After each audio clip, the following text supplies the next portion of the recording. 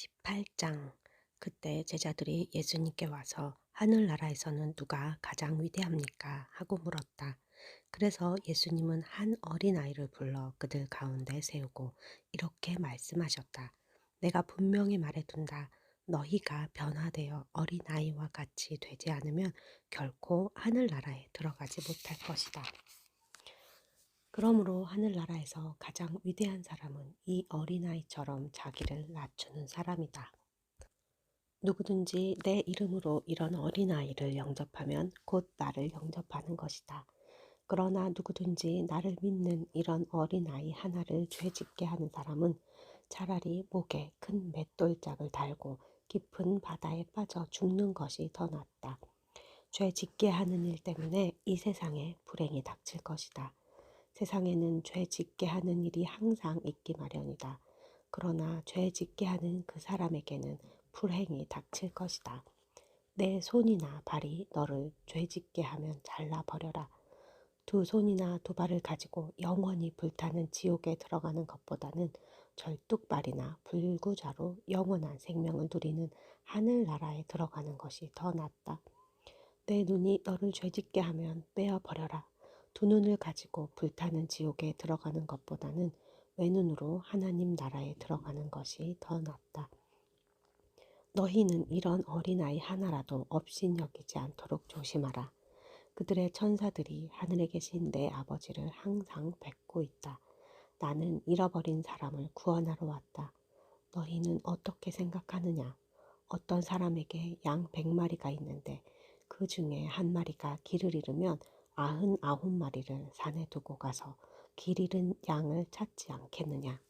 내가 너희에게 분명히 말하지만 그가 양을 찾으면 길을 잃지 않은 99마리 양보다 그 한 마리 양 때문에 더 기뻐할 것이다. 이와 같이 하늘에 계신 너희 아버지께서는 이런 어린아이 하나라도 잃는 것을 원치 않으신다. 형제가 내게 죄를 짓거든 너는 그와 단둘이 만나 잘못을 타일러라. 그가 내 말을 들으면 너는 내 형제를 얻은 것이다. 그러나 듣지 않으면 너는 한두 사람을 더 데리고 가서 두세 증인의 입으로 모든 사실을 증명하라. 그래도 듣지 않으면 너는 교회에 말하고 교회의 말도 듣지 않으면 믿지 않는 사람이나 죄인처럼 여겨라. 내가 너희에게 분명히 말하지만 너희가 땅에서 처벌하면 하늘에서도 처벌할 것이며 너희가 땅에서 용서하면 하늘에서도 용서할 것이다. 내가 다시 말한다. 너희 중에 두 사람이 땅에서 마음을 같이하여 무엇이든지 구하면 하늘에 계신 내 아버지께서 이루어 주실 것이다. 두세 사람이 내 이름으로 모이는 곳에는 나도 그들 가운데 있다. 그때 베드로가 예수님께 와서 주님, 형제가 내게 죄를 지었을 때 몇 번이나 용서해야 합니까? 7번까지면 되겠습니까? 하고 묻자 예수님은 이렇게 말씀하셨다. 7번만 아니라 77번이라도 용서하여라. 그러므로 하늘나라는 종들과 계산을 하려는 왕과 같다. 계산을 시작하자 10달란트 빚진 한 종이 왕 앞에 끌려왔다. 그 종에게는 빚을 갚을 돈이 없었으므로 왕은 종에게 그와 아내와 자식들과 그가 가진 것 전부를 팔아서 빚을 갚으라고 명령하였다. 그러자 종은 왕에게 엎드려 조금만 참아 주십시오. 그러면 다 갚아드리겠습니다. 하고 간청하였다. 그래서 왕은 그를 불쌍히 여겨 빚을 모두 면제해주고 놓아주었다. 그러나 그 종은 나가 자기에게 100데나리온 빚진 동료를 만나 멱살을 잡고 당장 내 돈을 내놔 하면서 재촉하였다. 그 동료는 엎드려 조금만 참아주게 반드시 갚겠네 하고 간청하였다. 그러나 그 종은 그 사람의 간청을 들어주지 않고 빚을 다 갚을 때까지 그를 감옥에 가둬버렸다. 다른 종들이 그가 하는 짓을 보고 몹시 마음이 아파 왕에게 가서 모두 일러 바쳤다. 그래서 왕이 그 종을 불러 말하였다. 내 이놈, 내가 간청하기에 모든 빚을 면제해두지 않았느냐. 그렇다면 내가 너를 불쌍히 여긴 것처럼 너도 내 동료를 불쌍히 여기는 것이 마땅하지 않느냐. 그러고서 왕은 화를 내며 빚을 다 갚을 때까지 그 종을 가두어 두었다. 너희가 진심으로 형제를 용서하지 않으면 하늘에 계신 내 아버지께서도 너희에게 그와 같이 하실 것이다. 19장. 예수님은 이 말을 마치시고 갈릴리를 떠나 요단강 건너편 유대 지방으로 가셨다. 그때 많은 군중이 따르므로 예수님은 거기서도 병자를 고쳐주셨다.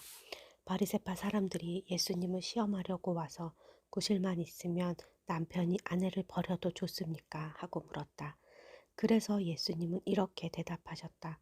너희는 사람을 창조하신 분이 처음에 남자와 여자를 만드시고 그러므로 남자가 부모를 떠나 자기 아내와 합하여 두 사람이 한 몸이 될 것이다 라고 하신 말씀을 읽지 못하였느냐. 그렇게 되면 두 몸이 아니라 한 몸이다. 그러므로 하나님께서 짝지어 주신 것을 사람이 나누지 못할 것이다. 그렇다면 왜 모세는 이혼 증서를 써주고 아내와 이혼하라고 했습니까? 하고 그들이 묻자 예수님은 이렇게 대답하셨다. 그것은 너희가 고집이 세고 악하기 때문에 아내와 이혼하는 것을 허락한 것이지 처음부터 그랬던 것은 아니다. 그래서 내가 너희에게 말하지만 음행한 일도 없는데 자기 아내와 이혼하고 다른 여자와 결혼하는 사람은 간음죄를 짓는 것이다. 제자들이 예수님께 남편과 아내의 관계가 그런 것이라면 차라리 결혼하지 않는 것이 더 낫겠습니다 하자 예수님이 그들에게 말씀하셨다. 모든 사람이 다 이 말대로 할 수는 없고 하나님이 허락하신 사람들만 그렇게 할 수 있다. 처음부터 결혼할 수 없는 몸으로 태어난 남자도 있고 불구자가 되어서 결혼할 수 없는 남자도 있으며 하늘나라를 위해 스스로 결혼을 포기한 사람도 있다. 이 교훈을 받아들일 수 있는 사람은 받아들여라. 그때 사람들이 손을 얹어 축복해 달라고 어린 아이들을 예수님께 데려왔으나 제자들이 그 사람들을 꾸짖었다. 그래서 예수님은 어린아이들이 나에게 오는 것을 막지 말아라. 하늘나라는 이런 어린아이와 같은 사람들의 것이다. 하고 말씀하셨다. 그러고서 예수님은 어린아이들의 머리 위에 손을 얹어 축복하시고 그곳을 떠나셨다. 한 청년이 예수님께 와서 물었다. 선생님, 제가 영원한 생명을 얻으려면 어떤 선한 일을 해야 합니까? 어째서 선한 일을 나에게 묻느냐? 선한 분은 한 분밖에 없다. 내가 영원한 생명을 얻으려면 계명을 지켜라. 어느 계명입니까? 살인하지 말아라. 간음하지 말아라. 도둑질하지 말아라. 거짓 증언하지 말아라. 내 부모를 공경하라. 그리고 내 이웃을 내 몸과 같이 사랑하라는 계명이다. 저는 이 모든 계명을 다 지켰습니다. 아직 저에게 부족한 것이 있다면 무엇입니까? 내가 완전한 사람이 되려면 가서 내 재산을 다 팔아 가난한 사람들에게 주어라. 그러면 내가 하늘에서 보물을 얻을 것이다.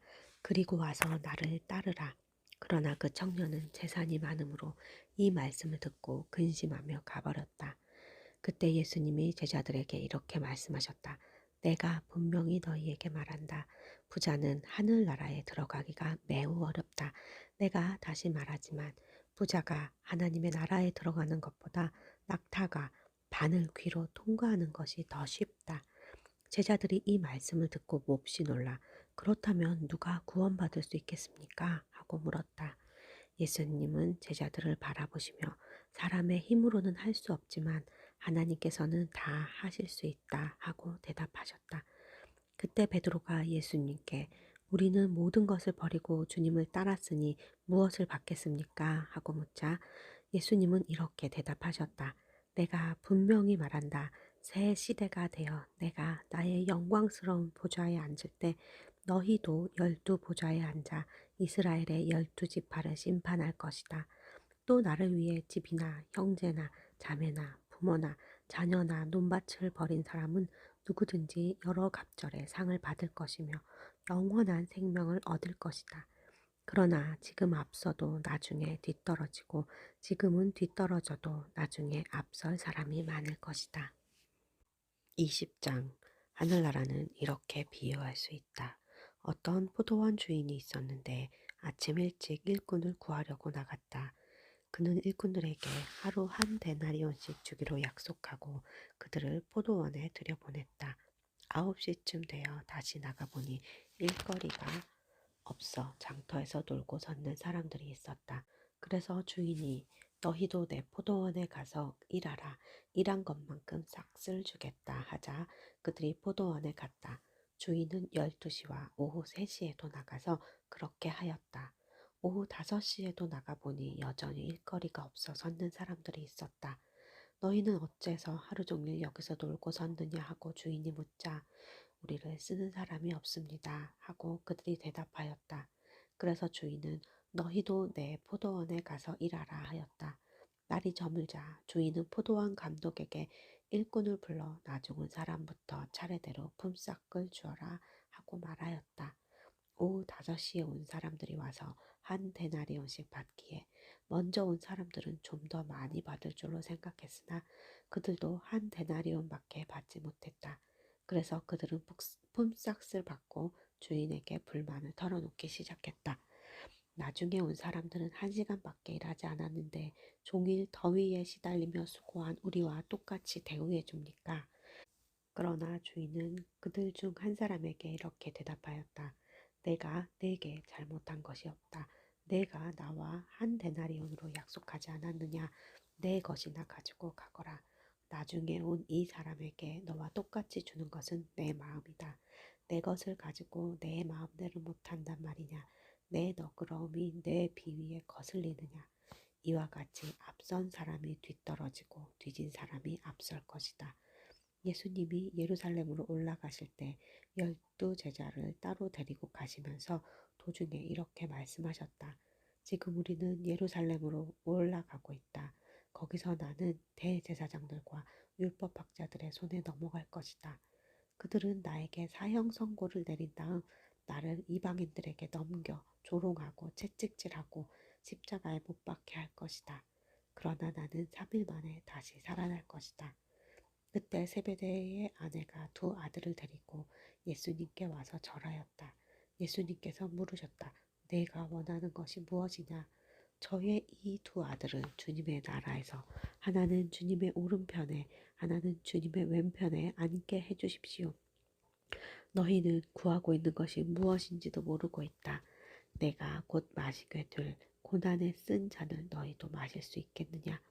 마실 수 있습니다. 너희가 정말 내 잔을 마실 것이다.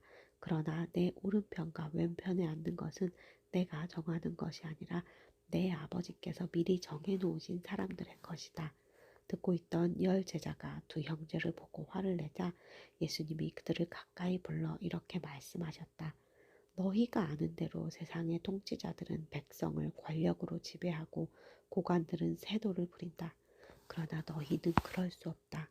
너희 중에 누구든지 크게 되고 싶은 사람은 남을 섬기는 사람이 되어야 하고 으뜸이 되고 싶은 사람은 남의 종이 되어야 한다. 나는 섬김을 받으러 온 것이 아니라 섬기러 왔으며 많은 사람의 죗값을 치르기 위해 내 생명마저 주려고 왔다. 그들이 여리고를 떠나갈 때 많은 군중이 예수님을 따랐다.